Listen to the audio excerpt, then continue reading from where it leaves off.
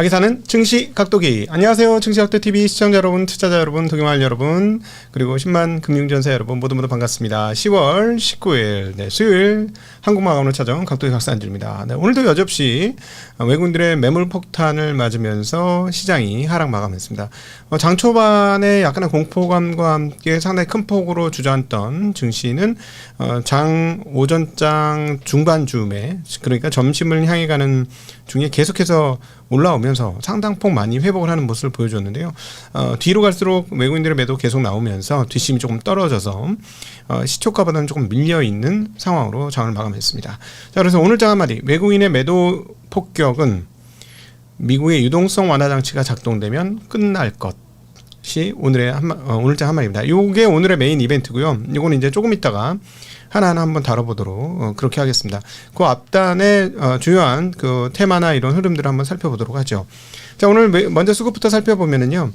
그 외국인들이 오늘도 1조가 넘는 돈을 매도를 했습니다. 그러니까 굉장히 많은 물량을 계속해서 쏟아내고 있는데요.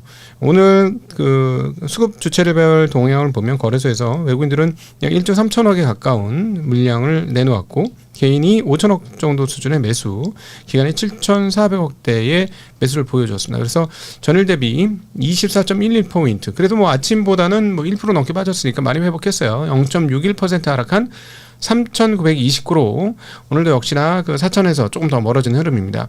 그럼에도 불구하고 시장 분위기가 썩 나쁘지 않았던 것은 오른 종목이 많았다는 거죠. 465종목이 오르고 419종목이 떨어져서 오늘은 중소형, 특별히 테마 쪽에서 강세가 나타나는 흐름이었습니다. 자, 코스닥 시장을 살펴보면 코스닥 시장은 전일 대비 7.38, 0.84%가 떨어지면서 871.32포인트를 기록했습니다. 코스닥에서는 내린 종목이 더 많았어요. 629종목이 떨어지고 1000종목이 넘게 하락을 하는 모습 확인할 수 있었습니다.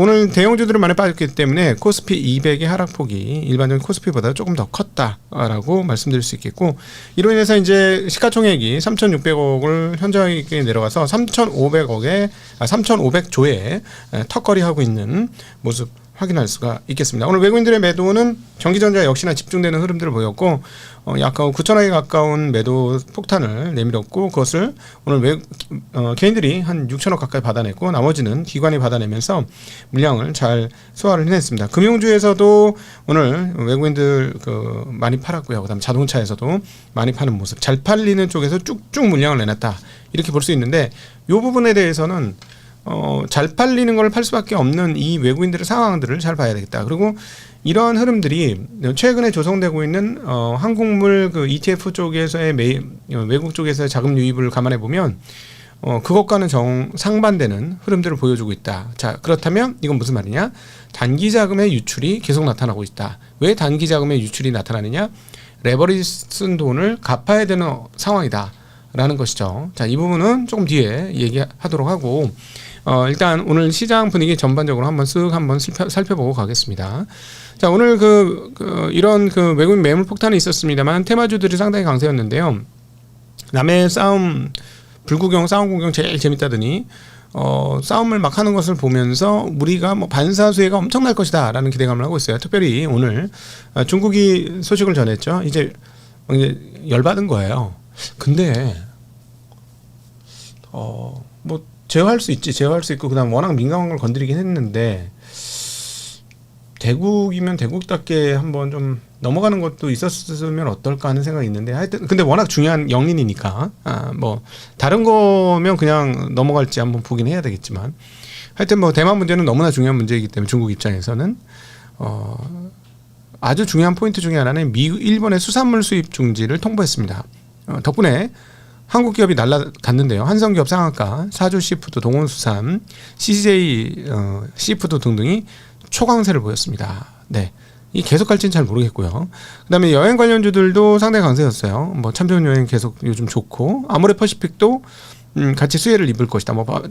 하여튼 일본이 좀 못하면 우리가 더한다. 뭐 이런 개념으로 강세 흐름을 보여줬다는 것도 오늘 테마주의 흐름이었습니다. 또 하나 재미난 소식이 나타나고 있는데, 강남 고속버스 터미널의 60층 주상복합 재개발이 이루어질 수 있다라는 뉴스에 따라서 관련 주식들이 초강세를 보여주었습니다.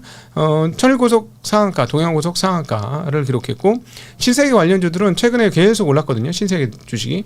왜냐하면 센트럴시티가 신세계 거잖아요. 거기 센트럴시티가 있지 않습니까? 그러니까 관련해서 개발이익이 상당할 것이다라는 기대감은 상당히 오르고 있습니다. 그런데 이제 서울 고속버스 터미널의 주요 주주를 한번 살펴보니까 신세계 센트럴시티가 70%의 최대 주주고요. 천일고속이 16.6%, 그 다음에 동부고속을 운영하는 동원로엑스가 11%, 중앙고속이 5.5%, 그 다음에 율산그룹의 신선호시 1.5%, 동양고속 0.17%. 근데 동양고속이 왜 상한가 같지? 지분이 별로 없는데? 그것 좀 신기하더라고요. 그러나 어쨌든 여기에 핵심은 신세계입니다. 신세계, 그 다음에 천일고속은 꽤 의미 있는 지분을 갖고 있는데, 뭐 60층짜리 빌딩 한 3개 올려가지고 주상복합으로 짓고 지하화한다. 그러면 이제 교통체증이 준다 이러는데, 제가 이제 그 자전거를 지방으로 타러 갈 때 고속버스가 좋거든요. 자전거 넣기. 그래가지고 가는데 나는 불편해졌어. 그 지하로 빠지면은 와, 엘리베이터 타고 내려가서 자전거 끌고 어딘가인지 찾고, 전 지금이 좋은데. 네. 엉뚱한 소리를 한번 했습니다. 자, 그래서 여기서 알 수 있는 대목은 신세계는 부동산 회사구나 라는 걸 알 수가 있어요. 자, 여기를 통해서 우리가 또 알 수 있는 거는 왜 한국의 유통업체들이 쿠팡이 등장했을 때 판판이 깨지고 있느냐. 그것은 우리 한국의 유통업체는 유통을 한 것이 아니라 부동산 임대업을 했기 때문에 그렇다. 부동산 임대업으로 사업을 시작하니까 진짜 유통 선수들이 나오니까 판판이 깨진 것이다. 그래서 원래 유통업을 하고 있는 코스코는 더 잘 나가는데 얘네들이 깨진 이유는 온라인화 되어서 깨진 게 아니고 부동산업이 유통업에 밀린 것이다 라고 보는 게 더 맞는 시각이다 라는 게 각도기 생각입니다. 믿거나 말거나 말이죠. 네. 자, 오늘 또 로봇 관련주들이 아주 강세를 보여줬는데요. 며칠 좀 빠지더니 바로 붙었습니다. 지금 테마 중에 최고 테마고, 그 다음에 그 2차 전지를 능가할 수 있는 테마다라고 개인적인 보고 있어요. 왜냐하면 그림이 2차 전지하고는 비교할 수 없을 정도로 꿈을 더 많이 꿀 수 있는 업종이기 때문에 그렇습니다.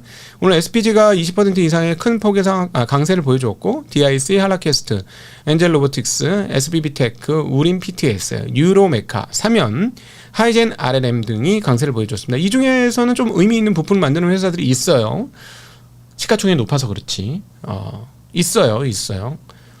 2차 전지는 2차 전지도 의미 있는 회사들이 있었죠. 근데 시가총액이 무척 높았는데 그거보다 몇 배가 더 갔었죠. 그래서 지금 후폭풍을 당하고 있는 건데 저는 이것도 가능하다고 봅니다. 로보트도. 저는 이런 회사는 가기 힘들겠죠. 저희 친구는 하겠지만. 네. 자, 어쨌든 이렇게 된 강세를 보여주는 흐름은 젠슨왕이 한국에 좋은 소식이 있을 것이다 라고 하면서 힌트는 인공지능과 로봇이다 라는 얘기를 계속 이렇게 우리 세일즈맨 젠슨왕께서 계속 뿌려주고 댕기시니까 이런 테마주들이 상당히 강세를 보이는 흐름 확인할 수가 있겠습니다. 자, 이번에는 개별 기업 소식입니다. 삼성전기가 대형주 중에서 눈에 띄는 상승을 보여주었는데요. 2027년까지 쇼티지가 확정되었다라는 그런 아주 좀 자극적인 제목을 달았어요. 자, 왜냐하면 삼성전자가 MLCC를 만드는 거예요. 쉽게 얘기하면 이게 정전기 안 일으키는 그 부속품이다라고 보는데, 예를 들어서 이렇게 그 2차 전지하고 막 섞여 있는데 막 핸드폰 하다가 정전기 빵 안에서 터졌어. 불꽃이 튀잖아? 그 2차 전지에 붙었어. 어떻게 돼? 와, 생각만 해도 끔찍하다. 그죠? 우와, 생각만 해도 끔찍해요. 그렇기 때문에 엄청 많이 쓰입니다. 이 MLCC가. 그런데 자, 보세요. 생각을 해보세요. 지금 모든 게 AI를 중심으로 가서 AI의 칩, AI의 메모리, AI의 전력. 근데 AI 데이터 센터에 MLCC가 들어갈까요? 안 들어갈까요? 방금 들어보니까 그냥 뭐 감각적으로 느낌 오시잖아요. 많이 쓰여요. 그리고 그냥 쓰이는 게 아니고 GPU 옆에다 박아 놓아야 되기 때문에 고용량이 써야 됩니다. 좀 사이즈가 되는 거. 그러니까 이게 눈에 이게 좁쌀만 하거든. 근데 그거보다 좀 큰 거. 그럼 가격이 훨씬 비싸거든. 좁쌀만한 거는 거의 레거시 그냥 기성품이기 때문에 그냥 물량으로 쏟아내는 거라서 그렇게 비싸진 않습니다만은, 사이즈가 큰 거는 아직 이제 만든 지가 얼마 안 됐기 때문에 가격이 높고 마진이 좀 높아요. 근데 일본 무라타가 여기 넘버원인데 세계. 그다음 또 일본 회사가 또 2등이고 삼성전기 2등인가? 잠깐 헷갈린다. 하여튼 원투펀치가 일본에 있습니다. 죄송해요. 그게 2등이 삼성전기인지 헷갈려. 근데 댓글로 저 보완해 주시고요. 무라타가 이렇게 얘기했습니다. 데이터 센터 수요가 예상보다 가파르게 증가하고 있다. 그래서 MLCC 판매가 계속 호조다라는 얘기죠. 그런데 삼성전기의 그 강점은 뭐냐면 고용량 하는 걸 많이 준비해놨단 말이야. 전기차에 쓰려고. 내가 알고 있기로는 분명히 얘네 전기차에 쓰려고 준비했거든. 근데 이게 전기차에 안 쓰이고 AI가 그냥 막 튀어가지고 이런 일 저런 일 막 시키는 거죠. 이제는 전기차에 쓸 거를 여기다 써야 되는 뭐 그런 상황이 됐고, 뭐 전기차에도 어마무시한 게 들어갑니다. 몇 개 들어갈까요? 많이 들어갑니다. 만 개가 넘게 많이 들어가요. 네. 그래서 전기차하고 그 ADAS 뭐 이렇게 자율주행 뭐 이런 것들 때문에 MLCC가 엄청나게 들어가는데 거기도 많이 들어가고, 그래서 그것도 계속 늘어나죠. 전기차도 늘어나니까. 그런데 갑자기 폭증한 이 데이터 센터 수요로 인해서 MLCC 공장의 가동률이 99%다. 전년도 동기에는 86%인데 그보다 훨씬 높다. 99%면 돈을 벌죠. 그래서 꽤 지금 한 10% 정도 영업이익 목표치가 4분기 상향되고 있습니다. 2,300억 뭐 이렇게 상향되고 있다는 뉴스 나오고 있습니다. 자, 이번에는 이제 거시에서 중시로 가겠습니다. 중시라는 게 있나? 제가 만들었어요. 네. 미시 아니고 거시 아니고 중시. 자, 한국 기업들의 실적 상향이 매우 가파르다라는 소식입니다. 지금 한국 시장 보면서 많이 그 불안해하실 분들이 있는데, 이거 지금 한국 문제 아니라는 거야. 한국 문제 아니야. 한국 문제 아니고 이거 미국 문제예요. 그리고 미국의 그 투기적 자본의 문제이지 이거 우리 문제 아니라는 걸 밝혀드리고 싶어서 이거 며칠 된 뉴스긴 한데 끄집어왔어요. 한국의 3분기 상장 회사들의 연결 기준 누적 영업이익이 전년 동기 대비 15% 늘어난 179.5조다. 거의 180조다라는 거죠. 3분기 누적이 180조면 연간 기준으로는 200조가 훨씬 넘겠네. 예. 많이 나왔다는 얘기입니다. 근데 여기서 이제 삼성전자를 빼보니까 얼마가 나오냐면 156조가 나와. 156조. 자, 그래서 여기서 그래? 야, 그럼 이왕 빼보는 김에 그러면 하이닉스도 빼보지? 그래서 빼봤어요. 빼보니까 이건 제가 계산했는데 128조쯤 됩니다. 하이닉스가 28조 엄청 벌었거든, 돈을. 그래서 그걸 빼니까 그러니까 원투펀치 빼니까 어마무시하지. 179조가 원투펀치 빼니까 128조로 뚝 떨어지긴 해요. 50조 날아간 거지. 근데 어찌되었거나 128조예요. 자, 그러면 4분기까지 영업이익 얼마 될까? 3분기까지 128조면 분기에 40조 정도 했다는 건데 4분기에 더 줄어들 것 같지는 않으니까 그 4분기까지 하면은 160, 170조 되는 거잖아요. 삼성전자, 하이닉스 빼고. 그렇죠. 자, 그런데 여기서 삼성전자, 하이닉스 내년도 전망이 어떻게 되냐 이걸 봐야지. 지금 이게 KB 쪽에서 내놓은 건데 이거 며칠 더 기다리면 다시 상향될 수 있어요. 지금 올해보다 90% 정도 상향될 거라고 봅니다. 얘네들은 지금 올해는 지금 85조 두 회사 합쳐가지고 이렇게 보는데 내년에 156조 이렇게 보고 있어요. 많이 늘어날 거다 봅니다. 근데 지금 이거 제가 삼성전자 82조, 하이닉스 74조 본 겁니다. 야, 진짜 하이닉스가 잘하긴 잘하지. 내가 옛날에 이런 추세면 하이닉스하고 삼성전자하고 시가총액 역전됩니다 해서 욕 되게 먹었는데, 네. 근데 어쨌든 이거보다 지금 더 올라가고 있다는 게 문제입니다. 오늘도 나온 게 뭐 100조, 삼성전자 100조, 하이닉스 80조 이런 얘기 나와요, 지금. 삼성전자 110조도 넘은 전망이 나오고 있어요. 지금 그도 그럴 게 지금 디램 가격에서 마진 70% 나오겠다는데 가능한 얘기지 않습니까? 그러면 자, 오버 해볼게. 오늘 빠진 날이니까 여러분이 불안할 것 같아서 좀 단추 조금 많이 눌러가지고 보면은 하이닉스하고 삼성전자 내년도 영업이 200조까지도 나올 수 있잖아. 200조. 180조 나올 수 있잖아. 네, 180조. 지금 156조에 저거 상향될 거라고 전 추정이 되는데 180조 나올 수 있잖아. 그러면은 나머지 애들 올해 150조면 뭐 조선, 뭐 방산, 뭐 자동차, 뭐 그냥 자동차는 뭐 조금 그냥 쏘쏘할 거 치고 다른 것들은 조선 같은 거 늘겠네. 그죠? 가격도 올라가고 늘겠죠. 그러면 150조 하겠네. 다른 것들이. 그죠? 150조 더 할 수도 있겠네. 저 근데 삼성전자 하이닉스 얼마? 180조? 그럼 300조가 넘잖아요. 자, 여기서 시가총액, 한국의 시가총액은 얼마나? 3,500조. 3,500조 내는 데서 영업이익이 26년도 기준으로 350조가 넘을 것 같아. 350조 근처 될 것 같아. 350조 근처 내외에 될 것 같아. 다른 애들이 발굴을 해주면은 350은 넘을 수도 있죠. 어찌되었거나 제가 오늘 버튼을 좀 더 눌렀어. 보통은 이런 추정치는 항상 보수적으로 해야 되는데 조금 더 해줬어요. 여러분 불안하실까봐. 350조 돈 버는 나라가 시가총액이 3,500조야. 비쌌어요. 비쌉니까? 쌉니까? 안 비쌉니다. 네, 안 비쌉니다. 정답은 비싸 안 비싸가 아니고 비쌌어요가 아니고 안 비쌉니다. 네, 자, 그렇습니다. 자, 오늘 메인 이벤트로 넘어가 보도록 하죠. 자, 외국인들이 융단 폭격을 내고 있는데 도대체 왜 이 모양 이 꼴이냐라는 거예요. 도대체 언제까지 이놈들 팔아 제낄 거냐라는 건데 일단 그 며칠 된 뉴스이긴 한데 채권왕이라고 불러지는 저 말고요. 증시 각들락 말고 진짜 채권왕 건들락이 뭐라고 얘기했냐 최근에 다음 금융위기는 사모대출에서 비롯될 것이다 라고 이야기했습니다. 서브프라임 모기지에 비유된다 라고까지 하면서 증시는 믿기 어렵게 투기적이다 뭐 이런 얘기를 했습니다.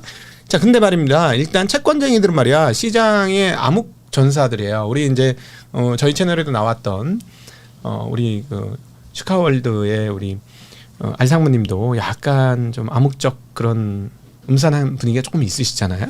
그 채권을 했기 때문에 성격이 그렇게 됐다라고 해석하면 한 5%는 맞는 것 같아요. 채권쟁이들은 기본적으로 암울한 세상을 꿈꿉니다. 그래서 경기가 계속 나빠져야 금리를 내려주기 때문에 금리를 내려줘야 채권 가격이 오르잖아. 그래서 그들은 어떤 그 세상에 암흑을 먹고 사는 그런 성향이 있지. 그래서 저는 근원적으로 저는 채권쟁이가 되기 되게 힘든데 그럼에도 불구하고 채권을 모르시면 주식 투자하기 어렵습니다. 채권은 꼭 아셔야 되고 어쨌든 뭐 딴소리인데 다시 돌아가서 요거는 그냥 말씀을 드렸던 건데 최근에 외국인들의 매도 폭탄은 외국인들이 자금 부족하기 때문에 한 거고요. 왜 자금 부족하느냐? 이놈들이 말이야 지 돈만 가지고 투자를 하는 것이 아니라는 것이지. 이놈들이 그리고 물불을 안 가리고 투자를 한다 이것이요. 마구잡이로 막 한다 이것이지. 그리고 이거 알고리즘을 걸어가지고 컴퓨터로 걸어가지고 막 하는 거야. 1초에도 수십 번씩 거래를 할 수 있는 시스템을 가지고 진짜예요. 1초에서 수십 번.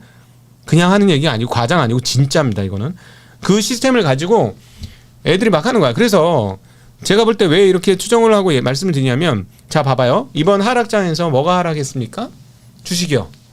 하락했죠. 채권은요. 금리 올랐잖아. 하락했죠. 자 그러면 오케이 그건 알겠어. 이건 뭐 거기까지는 조금 요즘 이상하긴 하지만은 어쨌든 자 그럼 안전자산 금 올랐나? 떨어졌죠. 자 대체자산 코인 떨어졌죠. 다 떨어졌어. 지금 무슨 저기가 깨진 거예요? 구도가? 그동안에 우리 자본시장을 볼 때 구도랑 해서 위험자산과 안전자산 이렇게 나는 위험자산 변동성이 크기 때문에 위험자산이라고 그러고 대신에 먹을 것도 많으니까 위험자산이라고 하는 거고 안전자산은 픽스드 인컴 그러니까 이건 너무 뻔해. 뭐 큰 돈을 벌진 않지만 항상 이렇게 벌어주는 돈이니까 나는 깨지는 거 너무 싫어. 그냥 나는 원전 플러스 알파만 하면 돼 해서 하는 게 채권 금 뭐 이런 거잖아요. 금 나는 원전만 보존하면 돼 하는 게 금이잖아요. 근데 웬걸? 지금 주식 뭐 예를 들어 코인 빠진 거는 뭐 그렇다 쳐.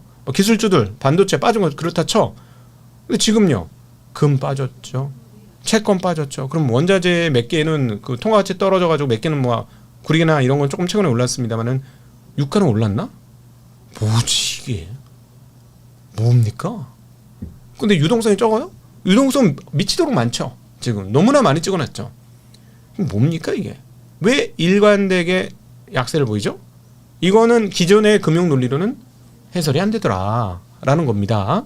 그래서 이거를 그러면 뭐 어떻게 해석하면 이게 이빨이 맞아 들어가느냐, 외국어로 써서 아다리가 맞느냐를 보면 이놈들이 지돈 갖고 투자한 게 아니고 돈을 다 땡겼는데 예전에는 주식을 하는 플레이어는 주식을만 하고 채권을 하는 플레이어는 채권만 하고 그다음에 대체 자산을 하는 애들은 대체 자산만 하고 뭐 이랬는데 글로벌 한머니도 아니고 이건 뭐냐면 트레이딩 머니인데 미친 트레이딩 머신들이 들어와가지고 다 하는 것 같아. 이것도 하고 저것도 하고 저것도 하고 이것도 하고 다 하는 거야. 그런데 한쪽에서 하고 문제가 생겼어요. 문제가 생기니까 돈 모자라네? 야, 돈 빼와. 어디서 벌은 거 있어? 야, 삼성전자 벌었어? 빼와.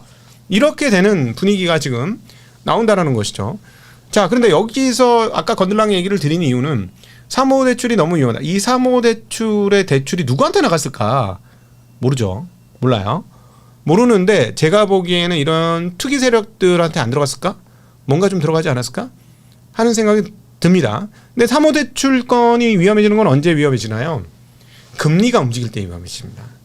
그래서 근원적으로 이번 시장의 약세장은 미국 시장의 12월 금리 인하 전망이 없어지면 훅 떨어지면서 벌어진 사태예요. 이번 거는.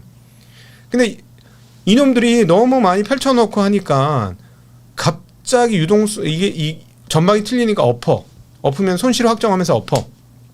그러니까 돈이 빨려 들어가는 쪽이 생겼고, 그러니까 단기 유동성 자금이 부족해지고, 그러니까 단기 유동성 자금을 메꾸기 위해서 또 돈이 필요하고, 이런 악순환들이 벌어지는 거죠. 예. 그러면 이걸 어떻게 해결할 수 있느냐. 그래서 오늘자 한마디 말씀드린 것처럼 미국의 유동성 완화 장치가 작동되면 끝난다 라고 말씀드렸는데, 몇 개월 전부터 얘기되는 게 있고 스카페센트가 이거를 잘 알고 있다라는 거는 그 몇 개월 전에도 제가 말씀드렸던 부분인데, 바로 SLR입니다. 발음 그지 같아. Supplementary Leverage Ratio. 한국말로 Supplementary Leverage Ratio.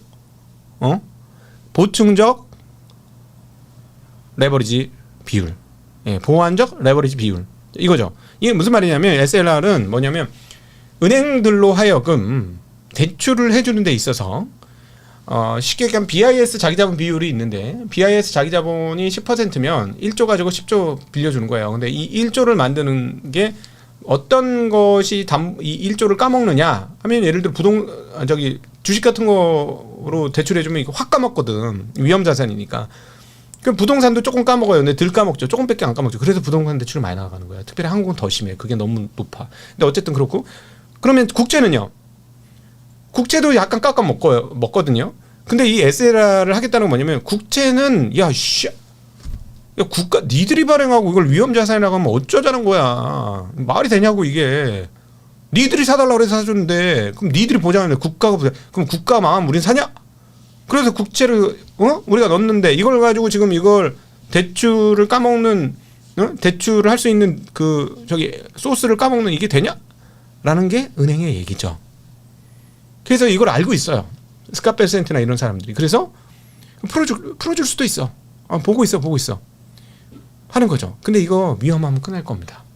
위험하면 끝내. 누가? 미국의 신이 위험함. 미국의 신은 뭐라고? 마켓이라고요. 지금 이 정도 빠져가지고는 안 되고요. 딱 분위기 보니까 20% 빠질 것 같아. 끝내죠. 끝낼 수 있습니다.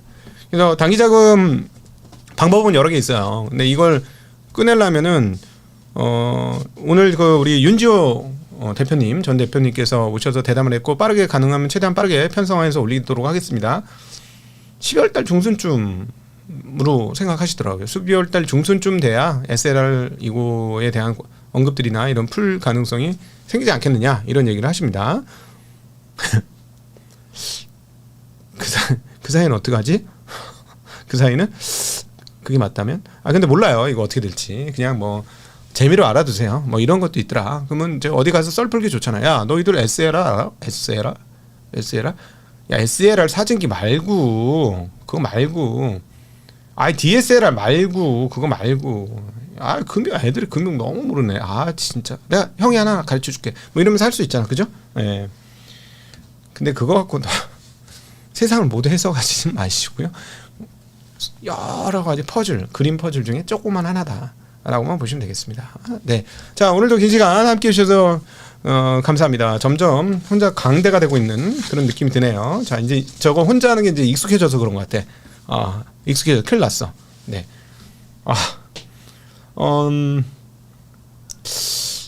혹시나 주식 잘 하시는 분, 그리고 이런 거 분석 잘 하시는 분 있으면 연락 기다리겠습니다. 네.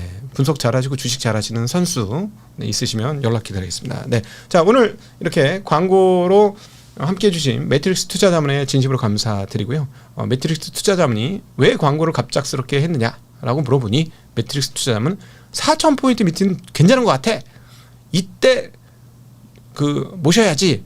그래야 더 좋지. 라는 대표의 언급이 있었습니다. 네, 자 오늘도 함께해 주셔서 진심으로 감사하고 행복한 저녁 되십시오. 감사합니다. 안녕.